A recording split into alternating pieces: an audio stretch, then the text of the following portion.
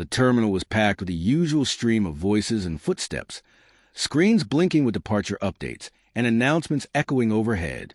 But amidst the chaos of travel, something unusual was unfolding at the edge of the main atrium. It wasn't mechanical error or a delayed flight. It was an animal, and not just any animal, a bobcat. It was leashed beside a patrol officer, assigned as part of a newly launched wildlife detection unit. It had been trained, conditioned, and observed for over a year. Calm, alert, silent, until now.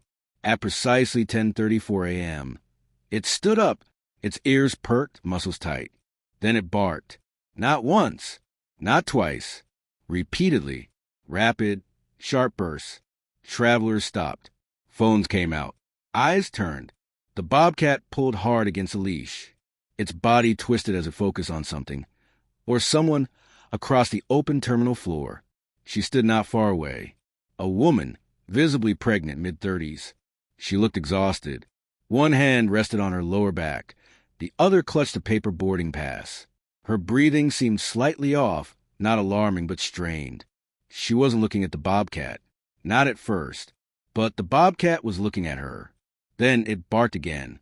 Security tightened the leash. A few guards moved in, assuming something was wrong. The woman turned slowly, puzzled, blinking at the sound. Her steps faltered. She reached for a nearby bench, but missed slightly and leaned instead against a low railing. The bobcat barked again. Louder, shriller. It wasn't fear. It wasn't aggression. It was urgency.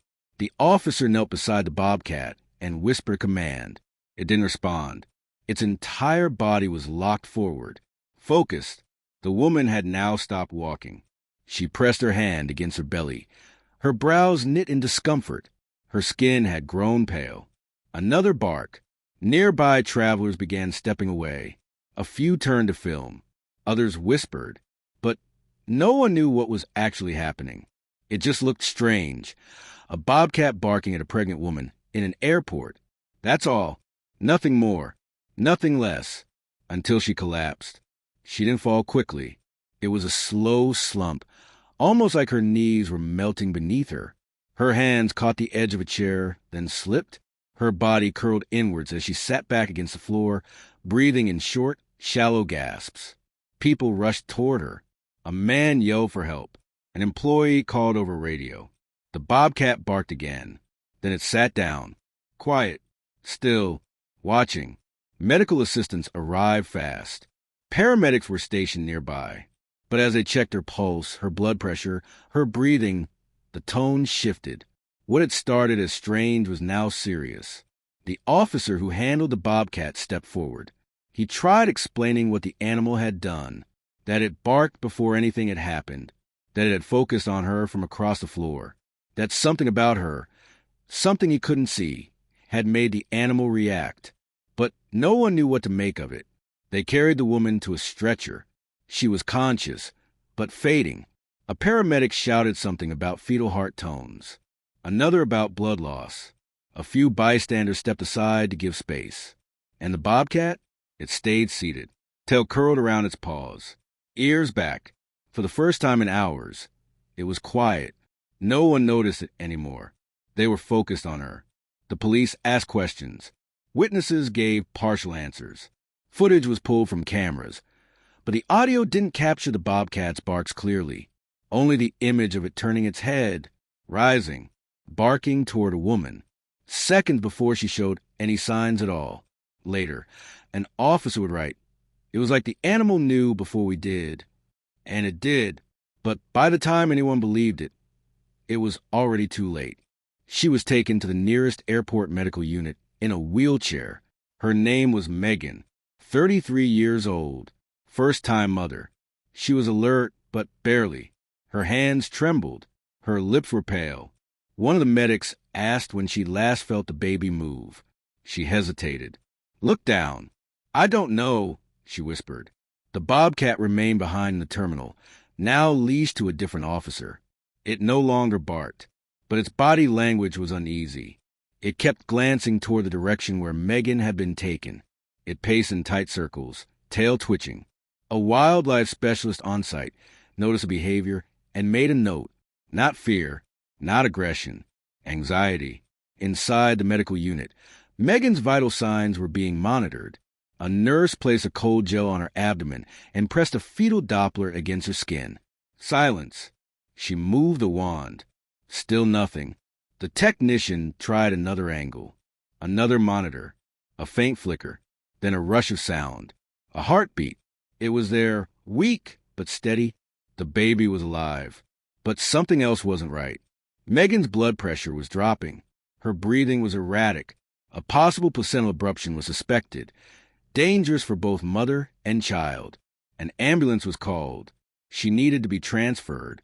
Meanwhile, airport officials replayed the security footage from the incident.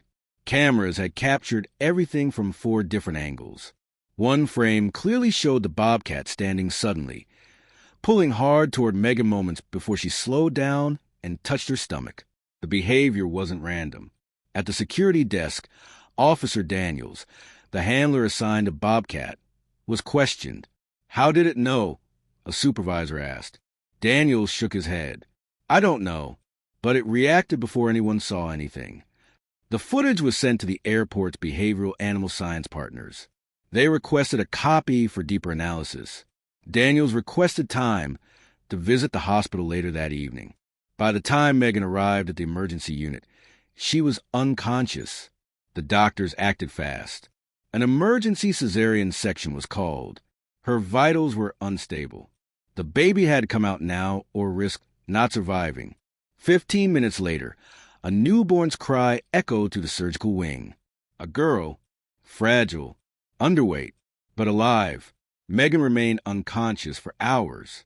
Doctors stabilized her, transfused blood, monitored her closely.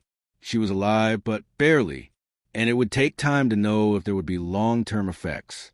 At the terminal, the Bobcat sat near the service desk again, this time inside a transport crate.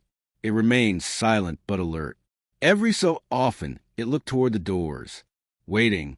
Something in its behavior had changed. It wasn't restless. It wasn't agitated. It was calm, like it knew. The hospital room was dim, lit only by the soft glow of machines humming gently beside Megan's bed. She hadn't woken up yet. Tubes fed fluids into her veins. Monitors tracked every beat of her heart, every rise and fall of her breath. In the corner, a plastic bassinet held her newborn daughter, wrapped tight, eyes closed, chest rising slowly. Nurses moved quietly, adjusting 4 lines and updating charts. A pediatric specialist leaned over the infant, listening to her lungs, checking her temperature. Everything was fragile, but stable. For now, back at the airport, Officer Daniels stood beside the crate. The Bobcat was quiet, but its eyes remained fixed on the automatic doors, as if waiting for someone who hadn't returned yet. Daniels had been with the animal since the early days of its training. He knew its patterns, its behavior, its moods. And this wasn't normal. It hadn't been trained to detect people in distress. It hadn't been trained to bark. And yet it had. The footage had already made its way to the airport director's office, where a team from the Animal Behavior Lab reviewed every second in slow motion. The Bobcat's head tilt, its first alert, the rapid eye fix on Megan, the way its body tensed, the way it tried to pull forward against all training. It wasn't random. It's like it sensed something deeper. One researcher said, rewinding the footage again. Biological stress? Hormonal shifts? Maybe even a change in her scent. Or maybe, another added quietly, it was just instinct. That same afternoon, Daniels received permission to transport the Bobcat to the hospital. A nurse had approved a brief visit, knowing Megan was still unconscious. It wasn't protocol, but none of this was. The animal transport unit pulled up near the ER doors. Daniels carefully opened the crate. The Bobcat didn't hesitate. It stepped out and walked directly toward the sliding doors, as if it knew exactly where to go. Inside the hospital, staff cleared a quiet hallway. The Bobcat moved with calm precision, following Daniels. As they approached Megan's room, the Bobcat slowed. Daniels placed a hand on its back. "Easy," he said softly. They stepped inside. For a long moment, nothing happened. Megan lay still. Her daughter slept. Machines beeped softly in rhythm. Then the Bobcat walked to the edge of the bed. It sat, quiet, still. Its ears twitched. Its nose lifted slightly. Then it leaned forward and pressed its head gently against the side of the bed, right near Megan's hand.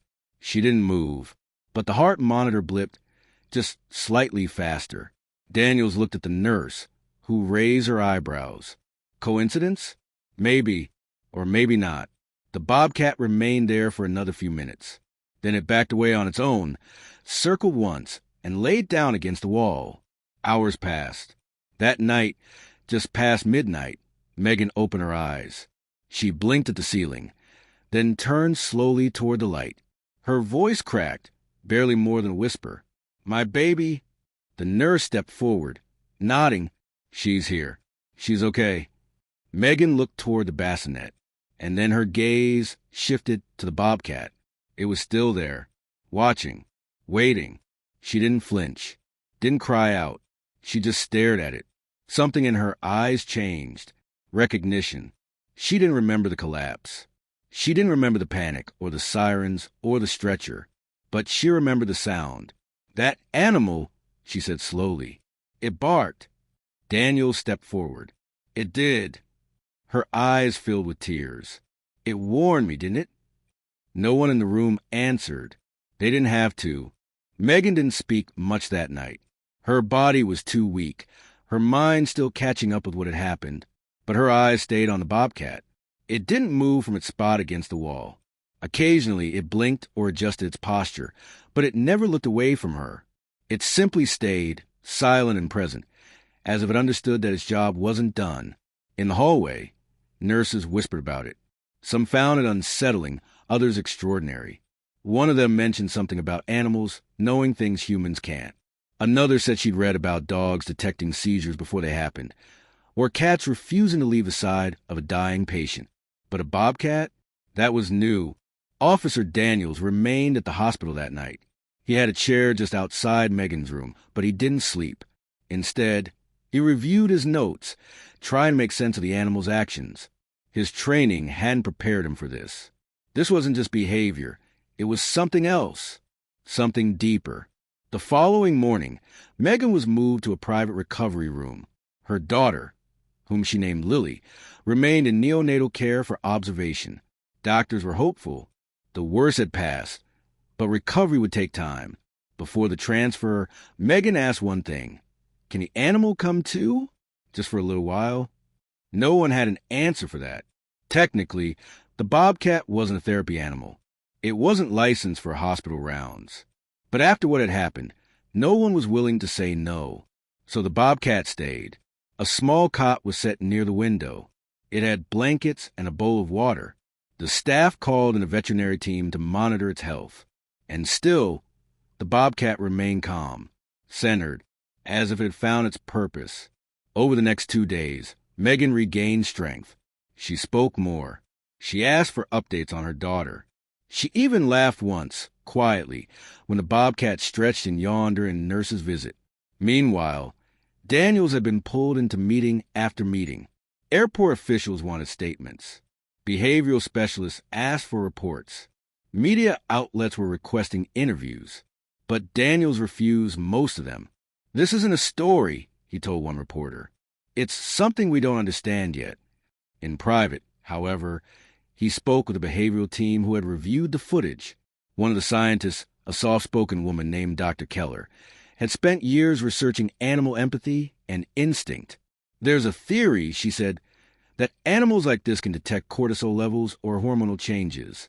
It's not proven, but sometimes we have to accept that we don't have all the tools to measure what they sense." Daniels nodded. "So it wasn't just chance." "I don't think so," she replied. "It saw something we couldn't, and it tried to tell us." Back in the hospital room, Megan was finally able to sit up. She looked stronger. Her voice had steadied. She watched the Bobcat closely. "He didn't just bark," she told Daniels, who had come to visit. "He looked right at me, like he was trying to say something." Daniels smiled. He was, "And you listened. That's what matters." She nodded slowly, but not soon enough. There was a pause. Then, From the corner of the room, the bobcat stood and walked to her side. It didn't climb onto the bed. It just sat near her and leaned gently against her leg. Megan reached down and ran her hand slowly across its back. Its fur was soft, warm, and for the first time, she let the tears come. Silent, steady, the bobcat didn't move. Later that evening, Daniels was called back to the airport. His shift resumed, and regulations required the bobcat to return with him. Megan was resting when he stopped by to explain. "He has to go now," Daniels said quietly. "They want him observed for a while. Probably interviews, studies." Megan didn't argue. She looked down at the animal, still curled at the foot of the bed. "Tell him thank you," she whispered. Daniels nodded. "I think he already knows." He attached the leash gently. The bobcat stood, stretched, and turned once to look at Megan. Their eyes met. Then he walked beside Daniels out of the room, down the hallway, past the nurses who had come to admire him, and out through the sliding doors. Megan sat in silence for a long time after that, not because she was sad, but because some connections don't need words. They just need to be remembered. Outside, the snow had begun to fall, and somewhere deep in the quiet, the echo of a bark lingered. The airport hadn't felt the same since that day. For some, it was just another news story, a strange tale of an animal reacting before a medical emergency. But for those who were there, who saw the bobcat barking, pulling, pleading for someone to notice what it already knew, it had become something more. The footage made its rounds online. Not viral, but quietly powerful. Shared between nurses, animal behaviors, and people who understood that not everything in life fits inside a clear explanation. Most viewers didn't know the woman's name or the baby's outcome, but they remembered the moment, the way the bobcat had acted not out of instinct, but something that looked far closer to empathy. Officer Daniels returned to duty, though something in his posture had changed. He walked the same halls, answered the same questions, but his thoughts stayed on Megan and Lily. He had visited once since returning the bobcat, briefly, not wanting to disturb. Megan had been asleep then, her daughter swaddled beside her. The room was quiet, peaceful. He didn't go inside. He just stood at the door, hand on the glass, and smiled. Then he turned and left. The bobcat was undergoing observation with the airport's behavioral science team. Not in a cage, but in a controlled space, monitored gently, respectfully. It didn't show signs of distress. It ate well, slept regularly. But every time the door opened, its ears would perk, eyes fixed on the entrance, waiting, not for Daniels, for her. At the hospital, Megan's recovery was steady. She was discharged after 2 weeks, her daughter a few days after that. They went home quietly. No press, no interviews, just a ride back to a small apartment and a warm cradle by the window. But something had changed in Megan, too. Every now and then, she'd wake in the early hours of morning and swear she heard something outside. Not a cry, not a siren, a bark, soft, familiar, echoing through the silence. She knew it wasn't real, but it didn't matter, because in her mind it was more than sound. It was connection, it was memory, and it was comfort. She began journaling again, not about the trauma, but about the strange beauty of what had happened. She wrote letters she never sent, one to the bobcat, one to the officer, and one to Lily, for when she would be old enough to understand. In each, she tried to capture the feeling of being protected before she even knew she was in danger. Sometimes she would hold Lily close and whisper, "Someone was looking out for you, someone wild and wise." Weeks later, a letter arrived at the airport. It was handwritten, neat. Tucked inside was a photo, a small child wrapped in a blanket, eyes open, face peaceful. Beside it, a simple message. "Her name is Lily. She's healthy. She's safe. Please tell him thank you." Daniels brought the photo to the behavioral office and placed it near the bobcat's enclosure. He didn't tape it to glass or make a big gesture. He just set it down nearby, where the animal could see it if it wanted to. The bobcat approached slowly. It stared for a long moment. Then it turned in a small circle, laid down, and rested its head on its front paws. Calm, quiet, content. That day, For the first time in weeks, it purred. The sound wasn't loud, just a soft, steady hum, like a low vibration in the air. It didn't last long, but it didn't need to. Later, Daniels requested a reassignment. He didn't want to leave the airport, but he asked to remain paired with the Bobcat indefinitely. He felt that what had happened between them, between the animal, the woman, and her child, was no longer coincidence. It was purpose, and it wasn't something he could walk away from. The airport approved the request. The Bobcat was formally listed as an emotional detection support animal, a new classification they hadn't used before, but now believed in. And so they walked the halls together once more. Daniels and the Bobcat, not on patrol, not on duty, just present, ready, just in case someone else needed help, and didn't know how to ask, because some guardians don't wear uniforms. Some don't even speak. They just show up, exactly when you need them most. Months passed. The airport returned to its normal rhythm. Travelers came and went, announcements echoed, and lives intersected briefly before moving on. But beneath the polished floors and sterile lights, something had shifted. Not everyone noticed it. But those who had been there that day, those who had heard the barking, seen the collapse, felt the weight of what could have happened, carried the memory quietly. Daniels and the Bobcat became a familiar sight. People began calling the animal Echo, though it was never officially named. To some, the name fit. Like an echo, it had carried a warning no one understood until it was too late. And like an echo, its impact lingered long after the moment passed. Echo walked beside Daniels during morning sweeps, calm and steady. Passengers still looked twice. Children whispered. Some reached out shyly to pet him. Echo didn't always respond, but when he did, it was with stillness and soft eyes. He wasn't there to perform. He was there to listen. And sometimes, when no one else noticed, he would pause beside someone, a traveler sitting alone, staring at their hands, a teenager crying quietly in a corner, a man pacing near a phone booth, holding back tears. Echo would stop, sit near them for a few minutes, then walk away. No one ever questioned it. And more often than not, the person he sat beside seemed just a little more grounded afterward. It was subtle, unexplainable, but it was real. Meanwhile, Megan adjusted to motherhood. Slowly, quietly, she stayed away from the noise, from interviews, from the story that the world wanted to tell for her. She focused on Lily, on healing, on growing into this new life that had nearly been taken before it began. She never visited the airport again, but one afternoon, she mailed a small wooden box. Inside was a hand-knit baby hat, a photo of Lily smiling, and a note. "She's walking now," it said, and every time she hears a bark, she turns, like she's expecting someone she knows. The box was placed on a shelf in Daniel's office. He didn't show it off. He didn't speak about it. But sometimes before a shift, he'd open the lid and look at the photo. And Echo would sit beside him, watching, waiting. Spring came, then summer. And one morning, Echo didn't rise with his usual alertness. He moved slower, ate less, slept more. The veterinarian said he was aging faster than expected. Stress, genetics, maybe the weight of something unseen.